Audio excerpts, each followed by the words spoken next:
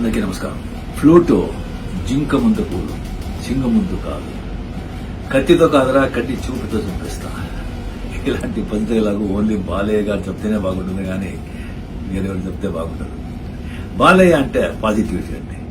Negativity ఆయన దగ్గర పొత్తు కూడా ఉండదు. ఆయన ఎక్కడుంటారో అక్కడ ఆ సంతోషం, ఆ నవ్వు, ఆ పాజిటివిటీనే ఉంటుంది. ఆయనకు పోటీ ఆయన మీరు ఎవ్వరూ లేరు. బాలయ్య గారి పిక్చర్ బాగా ఆడుతుందంటే ఆయన అభిమానులు మాత్రం కాదు, అందరు ఆర్టిస్ట్ అభిమానులు సంతోషపడతారు. అది ఆయన స్ట్రెంత్.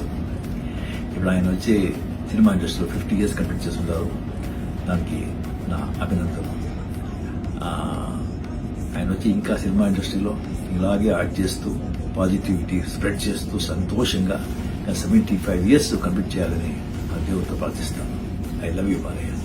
చెన్నై సిల్క్స్ ఆహా ఓహో ఆడి సేల్ 50% వரை తள்ளுబడి.